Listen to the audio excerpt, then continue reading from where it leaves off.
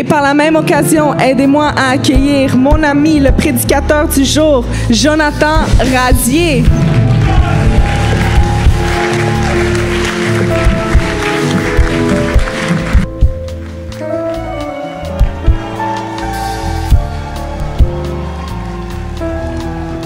Est-ce qu'on peut acclamer Jésus plus fort que ça? Est-ce qu'on peut acclamer plus fort que ça? On acclame plus fort pour les Canadiens de Montréal. On acclame Jésus. Yes! Merci beaucoup, merci beaucoup. Merci l'équipe de louanges. Merci, excellent. On peut les acclamer aussi également. Excellent travail qu'ils font semaine après semaine. Asseyez-vous, asseyez-vous. On va prier. Est-ce que vous pouvez prier avec moi? Père Céleste, Seigneur, merci pour ce temps incroyable que tu as appointé, Seigneur, pour nous, Seigneur, cette journée de baptême. Tu nous l'as commandé, Seigneur, et nous sommes arrivés à ce jour, Seigneur. Je sais qu'il y a des nouvelles personnes qui nous visitent, Seigneur, la famille, des amis qui viennent supporter, Seigneur, leurs membres de leur famille et leurs amis, Seigneur. Accompagne-les, Seigneur. Ayez une parole pour eux également, Seigneur, non seulement pour ceux qui vont passer par le baptême, mais tous ceux qui nous écoutent ici aujourd'hui. Et touche également les gens qui nous regardent en ligne, Seigneur, et n'ont pas pu se présenter, peut-être parce qu'ils sont en vacances, mais que tu puisses répondre aussi à leurs prières, Seigneur, qu'ils puissent être édifiés par le message d'aujourd'hui.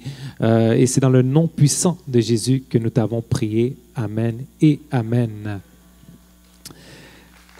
Gloire à Dieu. Je suis content d'être avec vous ce matin. Cet après-midi, on est déjà 12h45.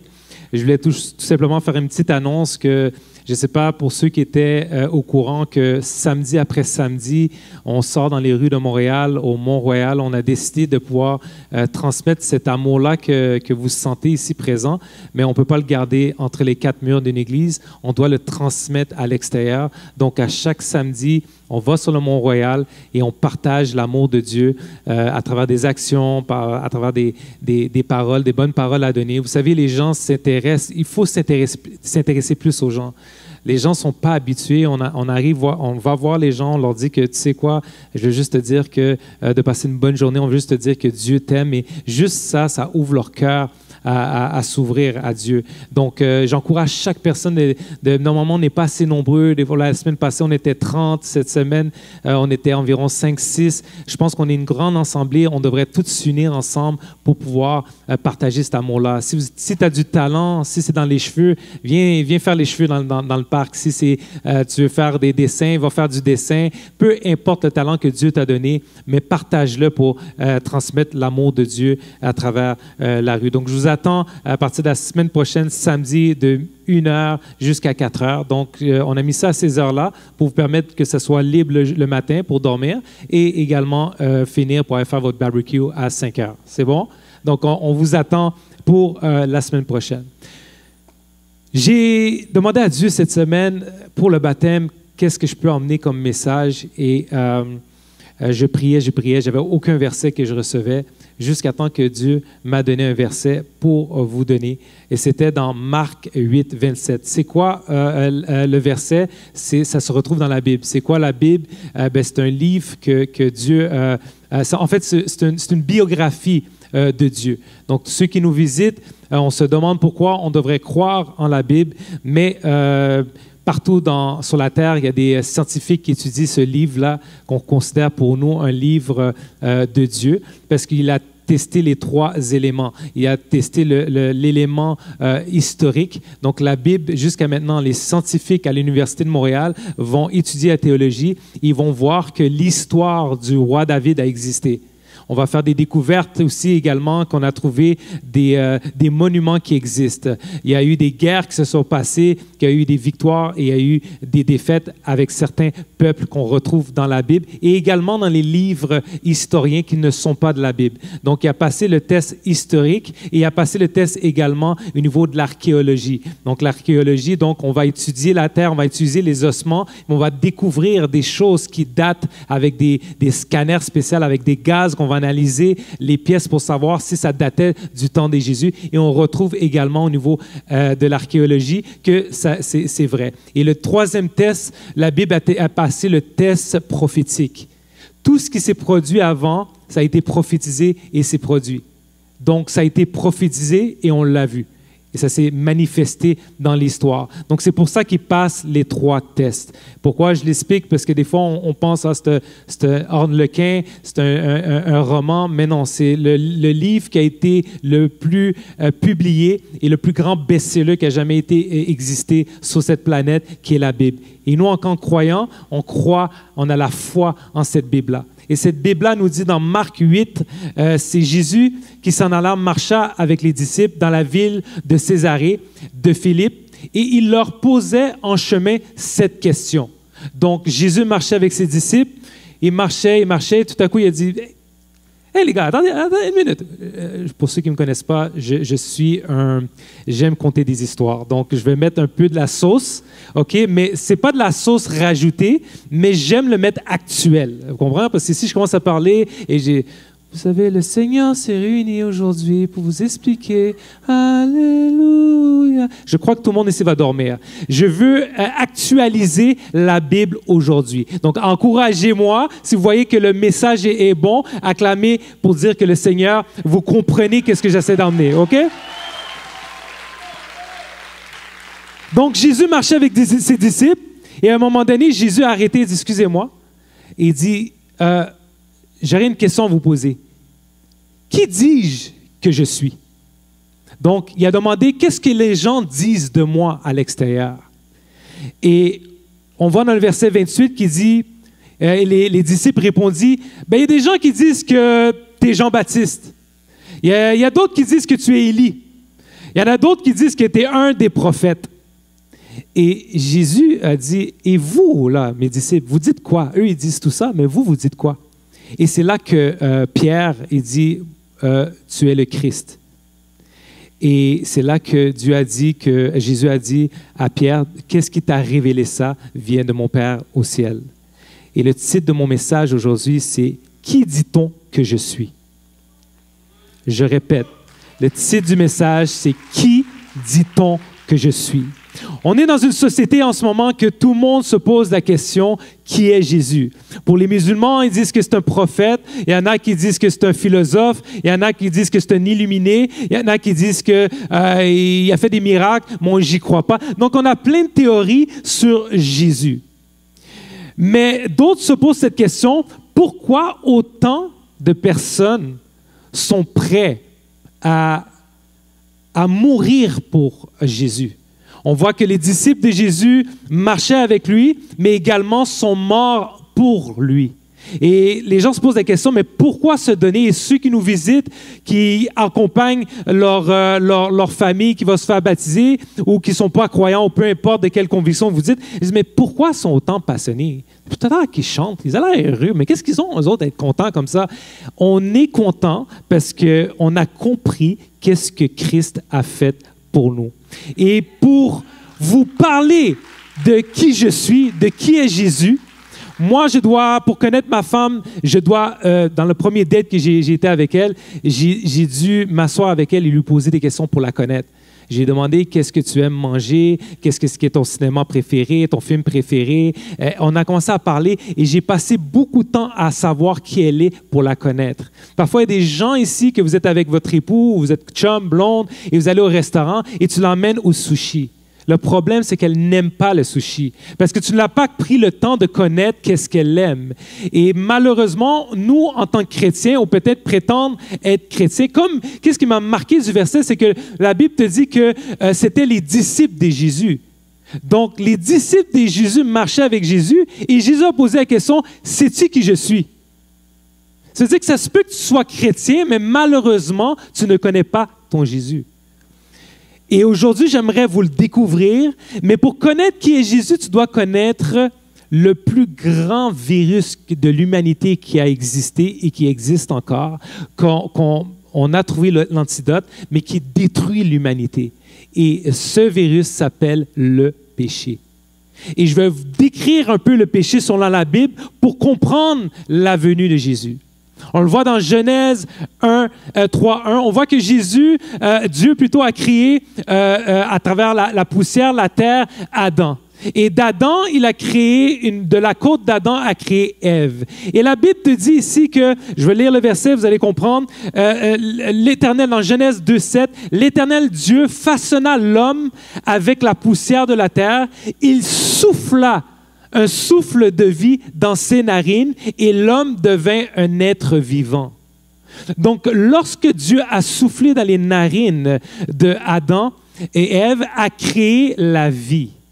Le Saint-Esprit entre à travers un souffle. Donc, il a soufflé dans les narines. Donc, avant, tout le monde ici, on a le corps, âme et l'esprit. Et l'esprit, lorsqu'il a soufflé dans l'être d'Adam et Ève, il a soufflé la vie. Donc, tous ceux ici qui n'ont pas Dieu, je sais que ça va faire être méchant, vous dites, mais pourquoi il me dit ça? Mais tous ceux ici qui n'ont pas Dieu, vous êtes des morts vivants. Est-ce que vous avez vu Resident Evil ou l'autre, Walking Dead? Oui, c'est ça. Vous êtes des morts vivants. Pourquoi? Vous vivez, vous marchez, mais vous n'avez pas l'Esprit de Dieu qui donne la vie. Et lui a donné le souffle de vie à Adam et Ève. Mais malheureusement, dites malheureusement, Adam, il dormait parce qu'il était occupé, il dormait. Et Ève, elle entend une voix dans un arbre. On a tout entendu l'histoire d'Adam et Ève. Il y avait un arbre. En fait, Dieu a dit, je vais vous donner tous les fruits de ce jardin d'Éden. Tout va pousser, les fruits, mango, tout ce que vous avez, vous allez l'avoir. La seule chose que je vous demande, ne touchez pas l'arbre qui est là-bas. Parce que si vous en mangez de ce fruit, vous allez mourir. Dieu n'est pas sadique. Les gens disent, mais pourquoi Dieu a testé? Écoute, il ne l'a pas mis dans un désert et a dit, mange pas ce tel seul arbre-là. Non, il a mis plusieurs arbres, mais il a dit, ne touche pas cet arbre, parce que lorsque tu vas en manger, tu vas en mourir. Et malheureusement, le serpent qui était dans l'arbre a soufflé à Ève, Ève. Et là, Ève se rend à l'arbre. Et c'est là que Genèse 3:1 nous dit, le serpent étant le plus rusé de tous les animaux sauvages que l'Éternel Dieu avait fait. Il dit à la femme, Dieu a-t-il vraiment dit, vous ne mangerez aucun des fruits des arbres du jardin? La femme répondit au serpent, nous mangeons du fruit des arbres du jardin. Cependant, en ce qui concerne le fruit de l'arbre qui est au milieu du jardin, Dieu nous a dit, vous n'en mangerez pas et vous n'y toucherez pas, sinon vous mourrez. Le serpent dit alors à la femme, vous ne mourrez absolument pas. Mais Dieu sait que le jour où vous allez manger, vos yeux vont s'ouvrir et vous serez comme des dieux. Moi, j'aime que dire que dans la société qu'on est en ce moment, refait la même chose que le serpent a dit. On veut le moi. Je veux être Dieu. On n'a pas besoin de croire à Dieu. Dieu, hey Dieu, hey, wow. Moi, je crois en moi. Le moi symbolise moi. Je suis un Dieu. Je suis mon propre Dieu de ma vie. Tu ne sais pas si tu vas avoir le cancer demain. Tu es en contrôle de rien de ta vie. Mais on pense qu'on est en contrôle. Et c'est ça que le serpent a dit. Il dit, oui, mais si tu en manges, tes yeux vont s'ouvrir et tu vas être un Dieu aussi, comme lui. Donc, il l'a tenté. Et malheureusement, dis à ton voisin à côté, dis à une femme à côté, Ève nous a mis dans les problèmes. Dis à l'homme, toi, t'es pas mieux, Adam, t'as gaffé aussi. Oui, parce que Ève est allée donner le fruit et lui, comme... Lorsque la Bible te dit que lorsqu'ils ont mangé le fruit de la connaissance, l'Esprit Saint, donc l'Esprit qui a donné la vie au début que je vous ai parlé, ne peut pas cohabiter avec le péché. Ça serait bizarre, quelque chose qui cohabite. Le mal ne peut pas cohabiter avec quelque chose de pur. Donc, lorsque le péché est venu, l'Esprit de Dieu a quitté l'esprit d'Adam et Ève. Et c'est là qu'ils sont devenus des personnes charnelles, des gens que le péché ont infiltré leur vie. Et c'est là que Dieu a dit, toi, femme, là, oui, t'es québécois, toi, femme, là, lorsque tu vas enfanter, tu vas souffrir ta vie. Et toi, homme, avant, je laissais tout pousser. Maintenant, tu vas devoir travailler la terre pour que ça pousse. Donc, tu vas suer de tout ton front pour pouvoir récolter ta semence que tu as faite. Et on voit que le péché a envahi la terre année après année. On voit maintenant ici, je veux emmener une parabole parce qu'on voit que le péché est relié aussi avec, on voit le baptême qu'on va faire, mais Dieu a souvent emmené dans l'Ancien Testament, dans l'Ancien Testament, il y a le Nouveau Testament, où Jésus vient. Et dans l'Ancien Testament, on voit que Dieu parlait du baptême également. Et on va voir que dans l'Ancien Testament, Dieu a pensé à un certain baptême. Et on voit qu'il y a un homme, on le voit dans Genèse 6:5, qui dit « L'Éternel vit que l'homme commettait beaucoup de mal sur la terre et que toutes les pensées de leur cœur se portaient constamment et uniquement vers le mal. Mais parmi tous les hommes pécheurs, il y en a trouvé un fidèle et son nom, c'est Noé. » On a tous vu ça à la télé, Noé. Et on le voit dans le verset Genèse 6:8. « Cependant, Noé trouva grâce aux yeux de Dieu. » Donc, Noé, lui, n'était pas dans le péché, il n'était pas en train de faire toutes ces choses-là. Lui, il faisait qu'est-ce qu'il faisait pour sa terre. Il parlait constamment à Dieu. Et Dieu a trouvé bon en Noé. Il a dit, Noé, tu vas commencer à construire un bateau pour moi. Et lui, il dit, OK, maître. Et ça, c'est une autre chose, l'obéissance. Dieu lui a demandé, va prendre une branche de telle mesure. Et ça, même dans les scientifiques, quand on voit dans la Bible, on décrit l'arche, les mesures de l'arche. Et les scientifiques ont étudié et ont calculé l'arche de Noé. Et on a même découvert l'arche de Noé dans le temps. Donc, on voit que les mesures dans la Bible correspondent vraiment à la mesure que le bateau était. Donc, il a dit à Noé, construis le bateau. Donc, lui, il construit le bateau. Et après, il dit, ben, tu vois, toi, embarque avec ta famille et toutes les espèces mâles et femelles dans le bateau et on va envahir, on va enlever le péché. Toute l'humanité qui est en train de se t'entretuer, on va envahir ça d'eau et je vais le garder une famille qui n'a pas péché, qui a moins péché pour leur permettre de créer une nouvelle terre avec un fondement mieux. Donc, on voit ici que l'eau représente, ensevelit le péché à travers Noé. Donc, Noé a embarqué et l'eau ensevelit le peuple qui était dans le péché. On voit également ici une forme de baptême à travers Noé. Et on voit après, plus loin, on voit que Noé a fait son chemin, mais lorsqu'il est tombé sur la terre, tout a reconstruit, tout a été repoussé. Il a reconstruit sa famille, en fait, il a construit sa famille, il a fait des enfants et tout ça, et malheureusement, il buvait un petit peu trop de vin, il est devenu saoul, et la Bible te dit qu'il est tombé tout nu. Et un de ses fils, malheureusement, s'est moqué. Regarde-le! Puis il a commencé à se moquer de son père. Au lieu de cacher la nudité comme un des autres qui est allé en reculons et à cacher la nudité de son père, il s'est moqué de lui. Et à cause du péché, le péché est revenu. Ça va mal la shot, hein? À chaque fois, le péché est en train de reprendre le terrain. Et là, maintenant, Dieu a envoyé également d'autres personnes pour essayer de régler ce problème. Mais c'est tout constamment problématique. Là, il a pensé à Moïse. Il a demandé à Moïse maintenant, le peuple d'Israël était sous le joug de l'esclavage des pharaons. Ils étaient constamment dans l'esclavage. Donc, alors, Moïse était choisi de Dieu pour libérer le peuple de l'esclavage. Et on voit l'histoire, on a déjà vu la bande dessinée. Lorsqu'il arrive sur la mer Morte, il réussit à faire sortir le peuple de l'esclavage. Et rendu devant la mer, Dieu lui demande, prends le bâton et sépare la mer. Parce que le pharaon court derrière eux. Au moment où il sépare la mer, l'eau se sépare. Il rentre dans l'eau séparée, il traverse. Et au moment qu'il réussit à franchir l'autre côté, aller à la fuite du péché qui court derrière eux, qu'est-ce qui arrive? C'est que les Égyptiens rentrent dans la mer et Dieu fait retomber encore une fois l'eau sur eux. Ceci représente encore une fois le péché qui est enseveli par l'eau. On voit ici deux symboles du baptême que vous allez tomber aujourd'hui. Mais je ne sais pas, peut-être pour toi, mais eux, ils étaient esclaves en Égypte. Mais je sais qu'il y a des gens ici qui sont malheureusement esclaves des erreurs du passé. Je sais ici qu'il y a des gens qui sont esclaves de l'addiction. Ils essaient, ils ont fait AA, ils ont fait EE, ils ont fait CC, ils ont fait toutes les lettres, mais il n'y a rien qui ont pu régler cette addiction-là. Et je ne me moque pas des AA parce que des AA provient de la Bible. Tous les principes des AA proviennent de la Bible. C'est juste que maintenant, ils veulent être un petit peu plus universels. Donc, ils ont enlevé Dieu et ils ont parlé du Créateur pour que ça soit adapté pour tout le monde. Mais on voit ici que c'était une tentative pour aider. Mais il y en a qui sont esclaves de l'addiction. Il y en a qui sont esclaves de la maladie. Constamment malades. Constamment malades.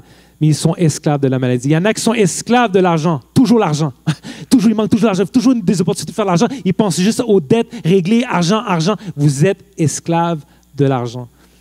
Et la plupart des gens qui sont ici, qui sont également, ils pourraient également être esclaves du péché. Mais je pense qu'on a trouvé l'antidote et le Père qui est au ciel a trouvé la solution pour ce péché-là qu'on vit.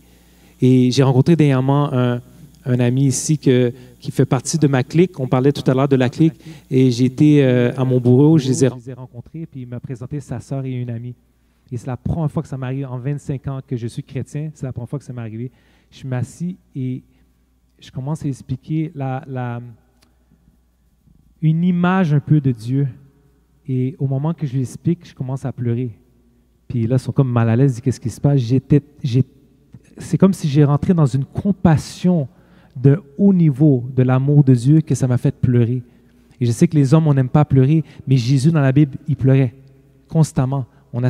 Mais la compassion de voir ces deux filles-là ne pas connaître Dieu. Et l'exemple que j'ai donné, c'était, je donnais l'exemple, je disais, écoutez les filles, imaginez-vous que on vous apprend, ta mère t'apprend que ton père qui est à la maison n'est pas ton père. La première réaction, c'est d'être fâché.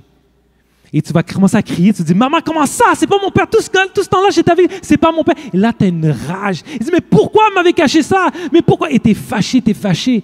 Et là, au moment où tu essaies de trouver où est-ce qu'il est, elle dit, je ne sais pas. Je dis, tu cherches. Et mois après mois, tu réussis à trouver. Tu as entendu parler que supposément ton père est en Australie. Et tu réussis à travers une connexion de prendre le numéro pour essayer de le contacter. Et là, quelqu'un répond et dit, oui, est-ce que vous avez appelé Sylvain? Et la personne dit, oui, c'est moi, Sylvain. Écoute, je suis ta fille. Et la première réaction qu'on va faire, c'est qu'on va commencer à critiquer ce père-là. Tu te dis, mais pourquoi tu n'étais pas là quand j'étais malade? Pourquoi tu n'étais pas là quand j'étais à la garderie? Pourquoi tu n'étais pas là quand tu es venu me chercher à mon balai? Pourquoi? Et tu cries après le père, tu te dis, mais pourquoi? Pourquoi tu m'as pas aimé? Pourquoi tu m'as abandonné? Et tu commences à crier, tu cries. Et c'est à ce moment-là que je pleurais. Et je dis, mais pourquoi? Et là, c'est cette réaction-là qu'on aurait tous eu, sachant qu'on nous a caché qui était notre père. Et au moment où le père lui essaie de parler dans la communication, il dit, mais laisse-moi parler, chérie. Non, appelle-moi pas chérie. Tu m'aimes pas, tu m'as abandonné. Il dit, non, je vais t'expliquer quelque chose. On m'a empêché de me connecter à toi. On m'a dit qu'on a changé de numéro. Ta mère a tout fait pour pas ça. J'ai tout fait, j'ai envoyé des cartes. T'as pas reçu mes cartes? Non, j'ai pas reçu les cartes. Mais je t'ai envoyé des cartes. Mais pourquoi? Et là, il exprime que j'ai tout fait.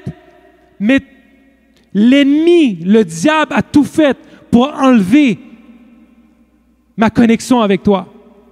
Mais chérie, je t'aime, je t'ai jamais abandonné. J'ai toujours été là pour toi. J'ai toujours été là pour toi. Et c'est là que la fille dit, pour de vrai, tu m'aimes vraiment? Oui, je t'aime, je t'aurais jamais abandonné. J'étais toujours là pour toi. Mais j'attendais que tu viennes vers moi parce que j'avais aucun accès à toi. Il fallait que tu viennes vers moi. Puis là, elle dit, oui, mais papa, qu'est-ce que tu aimes? C'est quoi moi, qu'est-ce que j'aime? Je sais pas, mais moi, quand je danse, j'aime la danse. T'aimes-tu danser? Oui, j'aime danser. Ah, c'est pour ça que j'aime la danse? Oui, j'aime les gens. Oui, j'aime les gens. Et il commence à connaître son père. Et c'est là que je pleurais. Et puis là, ils étaient là, ils disaient, mais qu'est-ce qui se passe? Puis la conviction, la présence de Dieu est rentrée dans le bureau. Elle a convaincu ces deux filles-là. Et c'est là qu'ils ont compris l'amour du Père. Et l'amour du Père a envoyé son Fils unique. Et comment il l'a envoyé? Il ne pouvait pas le faire sortir parmi nous parce que nous sommes tous pécheurs. Notre sang est en contact du péché. C'est pour ça que si ta grand-mère est diabétique, tu as des bonnes chances que tu sois diabétique. C'est pour ça qu'on dit que les maladies, c'est héréditaire. Et c'est héréditaire à travers le sang.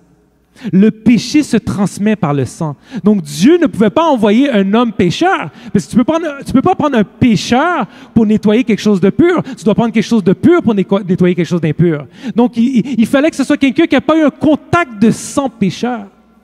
Et c'est là qu'il y a eu la brillante idée de créer Jésus dans le sein de la Vierge Marie, qui n'avait pas eu de relation sexuelle. Et la coutume juive, c'est que si tu une relation sexuelle avant le mariage, on te lapide. Donc, c'était problématique quand l'ange a dit, tu vas enfanter. Elle dit, tu me mènes à un problème, toi, là. Oui, hey, on va me tuer, là. Parce qu'ils vont penser que j'ai eu une relation sexuelle. Dieu a créé Jésus dans le ventre, dans le sein de Marie. Il est né. Et lorsqu'il est né, il a attendu 30 ans.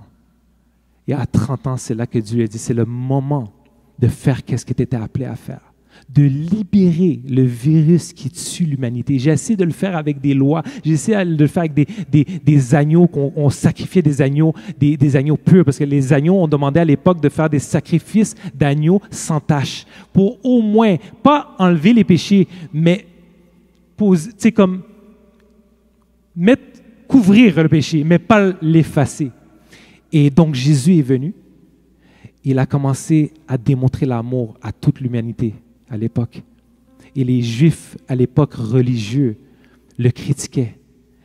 La foi juive, la religion juive disait que tu ne peux pas, la journée du sabbat, jusqu'à présent, maintenant, la journée du sabbat, pour les Juifs, ne peut pas bouger, ne peut pas allumer les lumières, il doit être consacré à Dieu.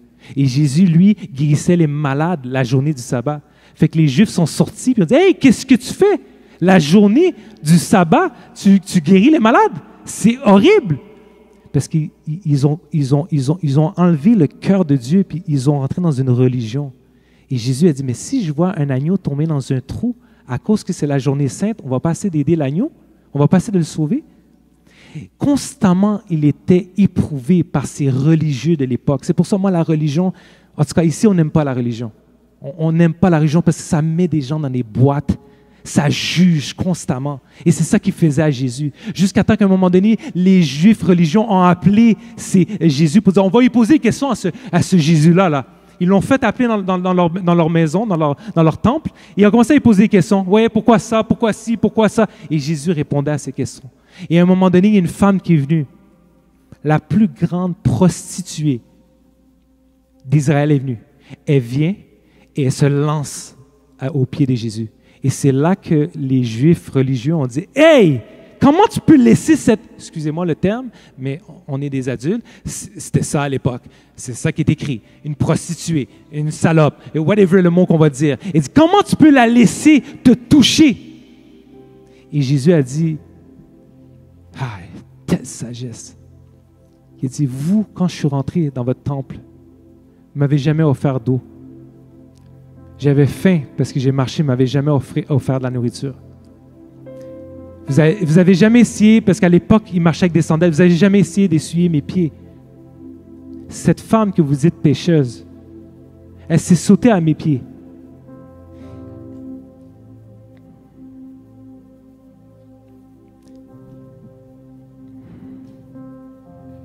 Ses larmes ont nettoyé mes pieds sales. Ses cheveux les a essuyés et son parfum les a enrobés de parfum sur mes pieds. Vous prétendez être mieux que n'importe qui et elle que vous dites qui est sale a fait plus que vous. Lève-toi et ne pêche plus. Cette dimension d'amour, il n'y a aucun homme qui l'a fait. Tu peux me nommer toutes les religions. C'est le seul qui est mort pour l'humanité. C'est le seul qui a dit « Je suis le chemin et la vie ». Les autres prophètes des autres religions ont dit « Je connais une vérité. Je pense connaître la vérité ». Jésus a dit « Je suis la vérité ». Et là, il a été sur la croix innocemment. On l'a... J'aime dire, Alexis, quand elle donne... C'est pour ça que Reset, tout le monde doit être... Cette formation-là, Reset, tout le monde doit y aller. Vous allez avoir une expérience surnaturelle. Et elle a décrit comment on a brisé le corps de Jésus. Jésus de Nazareth, le film qu'on voyait à Pâques, là, oubliez ça. Là. Ça n'a rien à voir. Allez voir le vrai film de Jésus, La Passion du Christ. On a arraché sa peau. On a arraché sa barbe. On a planté une aiguille qui est rentrée dans son crâne. Et on l'a mis sur un poteau. Et vu que son dos était tellement arraché de fouet, lorsqu'il était sur la croix, il avait mal, il frottait sa chair. Il frottait le bois. Les scientifiques disent que Jésus a été l'homme le plus fort qui a existé sur la planète. Avec toutes ses plaies ouvertes, il a transporté une croix qui pesait. La preuve, c'est que la Bible dit qu'on a dû soulever à plusieurs personnes, soulever la croix. Lui, il était seul. Et on le fouettait en même temps. Et à chaque fouet, le sang revelait pour vous. À chaque chair qui déchirait pour vous. Et on l'a mis sur la croix. Et là, les gens se moquaient de lui. Il y avait 2 personnes sur la croix. Il y avait un homme sur la droite et un homme sur la gauche. Un s'est moqué comme certains de vous ou peut-être des amis qui vont dire ça. « Hey, si tu es le Fils de Dieu, libère-toi toi-même. Check-toi, il te laisse crever comme ça. Hein, c'est ça ton Dieu? » Il se moquait de Jésus. Et Jésus, il savait parce qu'il dit, ce sang-là, je dois mourir pour l'humanité. Mon sang doit laver le virus du péché. Et l'autre a dit, qui était un criminel, il a dit, excuse-moi, Rabbi, moi je suis coupable. Moi je mérite d'être ici. Toi, tu ne mérites pas d'être ici. Lorsque tu vas aller dans ton royaume, peux-tu m'emmener avec moi? Est-ce que tu peux m'emmener avec moi? Et Jésus lui a dit, oui, tu viendras avec moi. Ce message-là démontre quoi?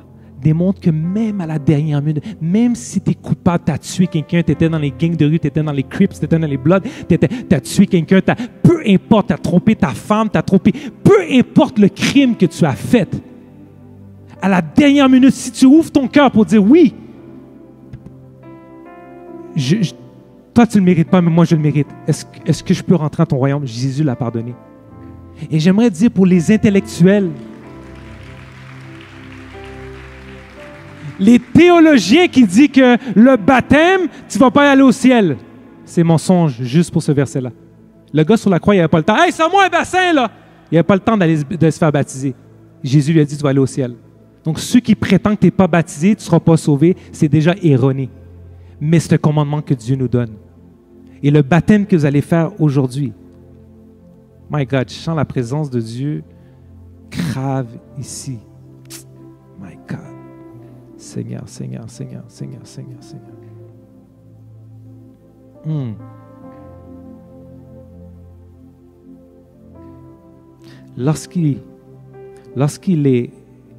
Lorsque tu rentres dans l'eau, lorsqu'on a vu Moïse et Noé, lorsque tu rentres dans l'eau, le symbole de l'eau, ça veut dire que tu es mort. Ça serait comme la terre. Tu rentres sous la terre, donc tous tes péchés. En fait, la prière du salut, c'est ça. Lorsque tu donnes ta vie à Jésus, si tu décides de dire que mes péchés, tu les prends pour moi, ça veut dire qu'il prend tes péchés, ils sont morts, et tu reviens une nouvelle créature, sans péché. Et c'est ça que le baptême, ils vont faire. Et lorsque tu nais de nouveau, tu reviens à la vie. C'est pour ça que je dis tout le temps que si tu vas sur le Mont-Royal et tu vois un corps enterré, puis tu vois un bras qui sort de la terre, il y a un problème. Le gars qui fait le cimetière n'est pas bon. Parce qu'un vrai mort, il doit être sous la terre. Son membre doit être sous la terre. Et il y a des gens qui nous écoutent qui se disent, oui, mais moi, j'ai été catholique. J'ai été baptisé quand j'étais bébé. Mais le problème, les amis, c'est que ce n'est pas écrit dans la Bible. Jésus n'a pas été baptisé bébé. Il n'y a aucun bébé dans la Bible qui a été baptisé. Et la simple raison, c'est que Dieu te demande d'avoir la foi et de croire. Un bébé n'a pas la foi. Tu ne peux pas imposer à un bébé de croire à quelque chose. Il n'y a pas l'intelligence pour croire. Si un jour il va être bouddhiste, tu lui imposes la foi au bébé. Il n'y a pas la compréhension. Il n'y a pas la connaissance de faire un choix.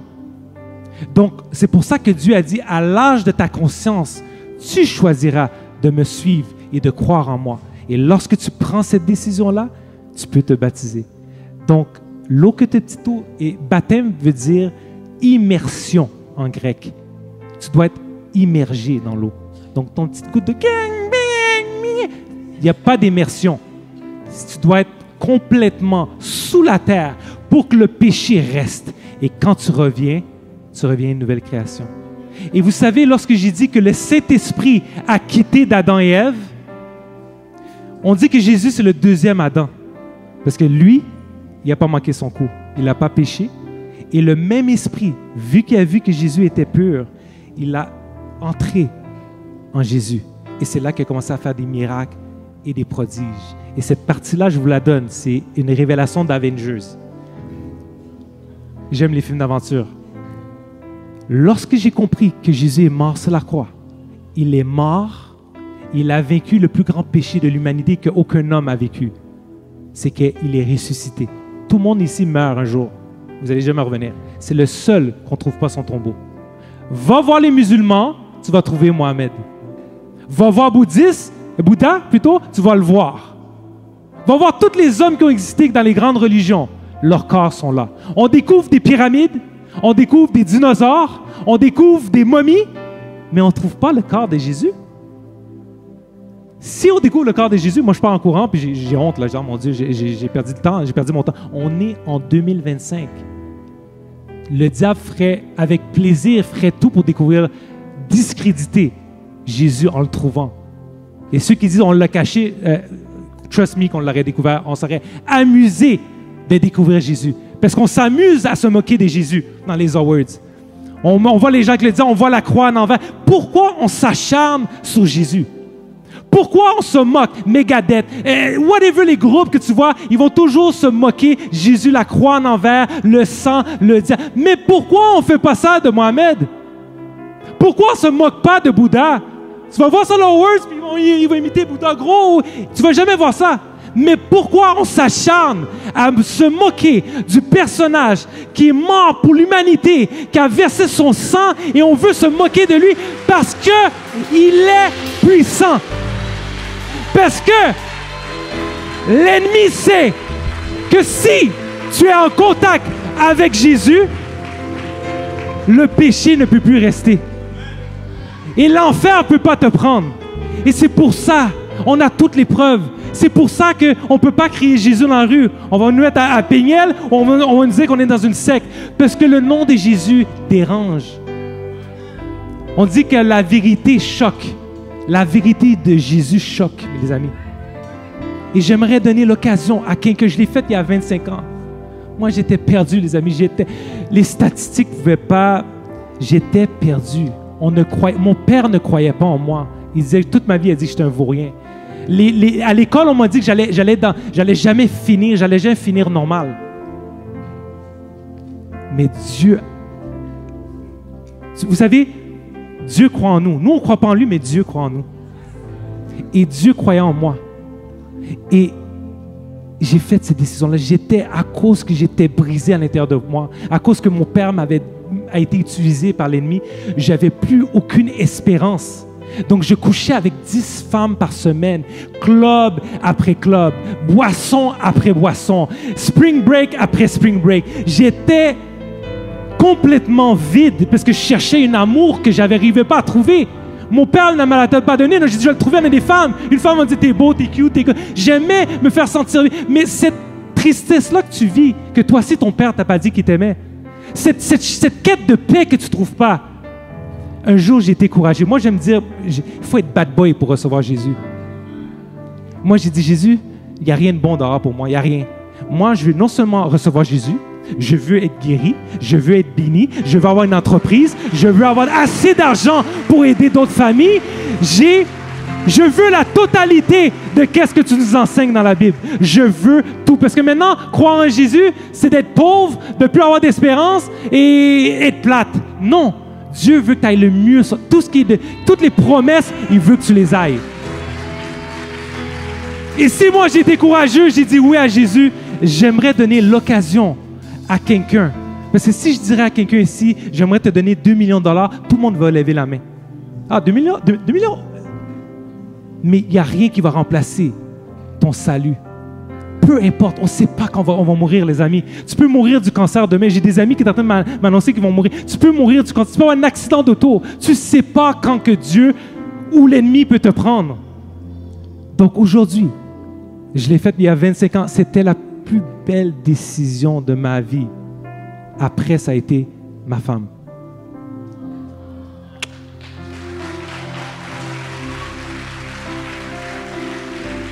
Et vous ne savez pas qu'est-ce qu'on a passé. Vous ne savez pas qu'est-ce qu'on a passé pour que je dise ça.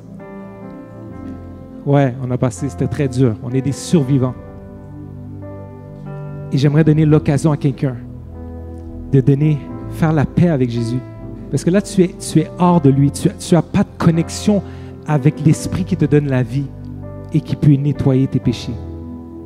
Si on pourrait baisser la tête, tout le monde, et ceux qui aimeraient faire comme que je l'ai fait et comme que tout le monde l'a fait ici, donner ta vie à celui qui a versé son sang pour toi.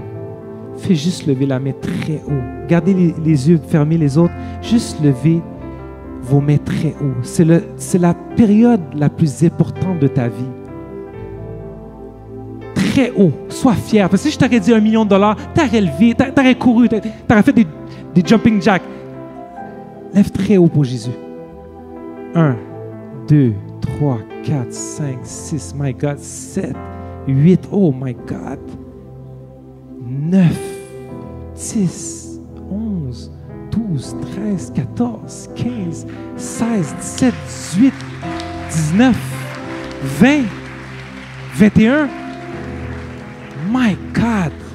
Là, je vais vous donner de faire un geste de foi. C'est pour ça que Jésus, quand il guérissait un malade, il disait tout le temps, lève-toi et marche. Je vais vous demander juste un geste. Levez-vous. Les autres, restez assis. Gardez vos têtes baissées. Levez-vous ceux qui ont levé la main pour recevoir Jésus. Juste, levez-vous. Levez-vous. My God, my God, my God, my God, my God. Je vais vous demander quelque chose d'encore plus difficile pour vous. Parce que c'est gênant. Mais pour qu'est-ce qu'elle a fait pour toi? Je te demande juste de faire un geste. Sors de la rang, mets-toi au milieu. On va pas couper un cochon, la tête d'un cochon, il n'y a rien de tout ça. Juste te mettre au milieu. Emmenez-vous, je vais vous accompagner dans la prière. Mettez-vous au milieu de la rangée. My God, applaudissez-les, encouragez-les. C'est la meilleure décision de leur vie. My God, my God, my God, my God. Aïe, aïe, aïe, aïe, aïe, aïe, aïe, aïe.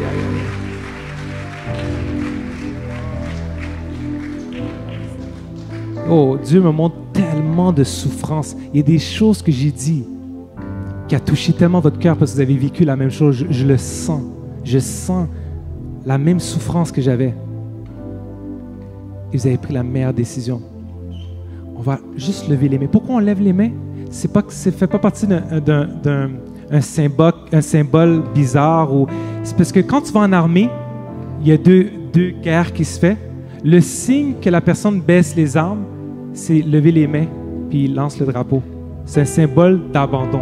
C'est juste un symbole pour dire, tu sais, Seigneur, j'ai entendu parler de toi, Jésus, mais je ne te connais pas. Mais je suis prêt à m'abandonner à toi. Pas essayer Jésus. Moi, je ne crois pas à ces histoires. Ah, essaye Jésus. Après, tu tombes, essaye un autre. On n'essaie pas Jésus parce que vous avez compris qu'est-ce qu'il a payé comme prix. Il va être avec vous et on va faire cette prière ensemble. Vous allez m'accompagner pour eux? Répétez après moi. On va le dire à haute voix parce qu'il y a une puissance dans ce que tu dis. Mon père me dit que je suis un vaurien. Toute ma vie, j'ai pensé que j'étais un vaurien parce qu'il l'a dit. Ils ont même fait un test chez Ikea. Ils ont mis une plante, 2 plantes. Ils ont dit à une plante, t'es laide, t'es pas belle, t'es laide, t'es pas belle, t'es belle. Et la plante a fané. Et on dit à une autre plante, t'es belle. Et la fleur a porté des fruits. La bouche a le pouvoir de bénir et de maudire. Donc, c'est pour ça que je veux que vous le disiez pour comprendre qu'est-ce que vous allez faire. Amen? Répétez après moi. Aujourd'hui, j'avais peut-être entendu parler de toi, Jésus. Mais vraiment aujourd'hui, j'ai compris. J'ai compris que tu as marché sur cette terre et que on t'a flagellé. Et on t'a mis sur une croix. Et c'est sur cette croix, ton sang a été coulé pour effacer mes péchés que je méritais. Mais toi, par amour et par ton sang, tu les as nettoyés. Et je sais que tu es ressuscité le 3e jour pour me donner la vie. Aujourd'hui, je te reçois comme mon Sauveur et mon seul Seigneur. Je t'aime, Jésus. Montre-moi dans ma vie. Révèle-toi à moi. Et je serai fidèle jusqu'à la fin. Au nom puissant de Jésus. Amen. Wow.